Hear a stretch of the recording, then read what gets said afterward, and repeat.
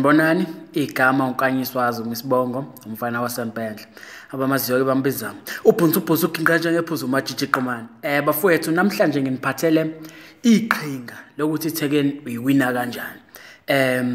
Leli qhinga lisimple ngalendlela eyisimanga kwenye yama videos ami ngeke ngalimention but ngithe nje ake ngenze ivideo yalo ngilichaza nje kancane. Okay, leli qhinga lithi uzoya enganeni mezwe awukhohlwe nje ile ndlela ohlezi wenza ngayo. Uzoya enganeni uyibingelele kahle ivuma ingane bese uqala iconversation. You will think of something le ezomenza ukuthi akhulume.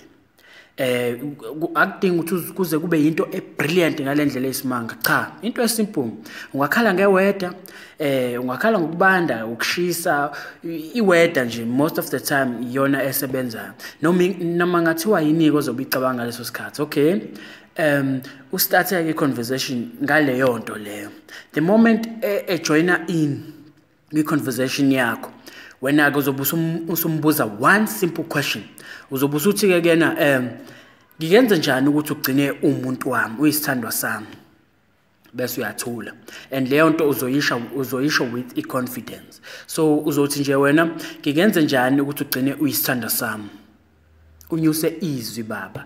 Kumele ukhombise iconfidence ngoba phela iconfidence ngihlezi ngichazela ngithi mangabe une confidence mfethu ngisho ngathiwa ukhuluma ushido njani uzolaleleka ngoba uzomconvince lo muntu okhuluma naye kube ngathi ukhuluma into ephusile ngisho ngathi uyazibhedela but ngenxa ukuthi ukhombisa iconfidence umuntu esifazane uyomthandayo umuntu wesilisa one confidence bawina kanjani. So uzobumbuza lo mbuzo ke emva kwaloko uzokunikeza impendulo.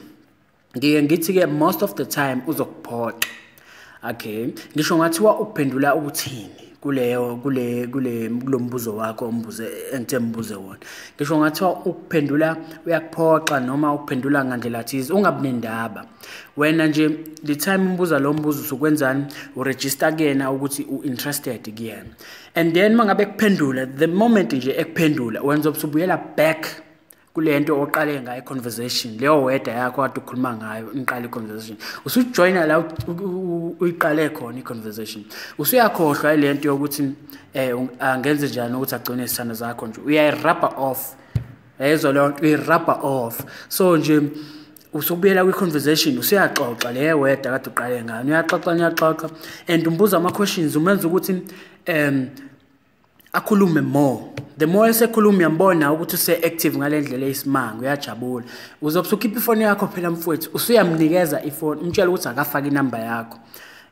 Ungayiceli. Ngeke ngithi ungayiceli inamba yakho. But mawuthi isimo siyaphoqa nawe uyabona ukuthi kungase kubhedele ungayicela. But most of the time ungayiceli. Just ukuyiprove nje ukuthi uyinsizwa. Uyabona mangabe wenze njalo ukuthi uzozizwa uyinsizwa einsizweni. Ungayiceli umtshela ufaka inamba yakho la thame saxoxa. Ngoba phela inamba kumele uyicele mangabe senihlukana yabo kuzoba awkward usuyama okay ngicela unginikeze inamba yakho ke no icela inamba esaxoxa esahleka kusamnandi kusanjalo.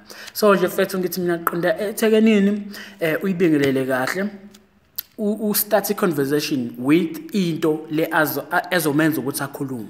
The moment esakujoina in kwi conversation usuvele nje uqhamuka nalombuzo nje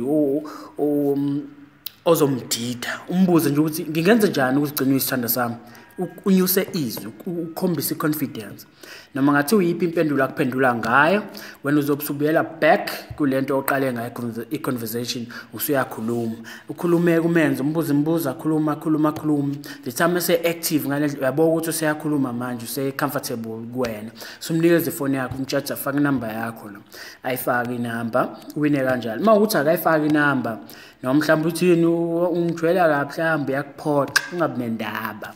AmaThekwini ayaphoxana vele umthetho wawo ukuthi aphoxane ungabi nankingi. Mangabe umuntu wesilisa kumele ukujwayela ukuphoxeka ungakusabi ngoba AmaThekwini nje isikhathi esiningi aza kuphoxa. Ngeke ngithi ke out of 20 AmaThekwini ozwa approach only 2 phela ozowathola.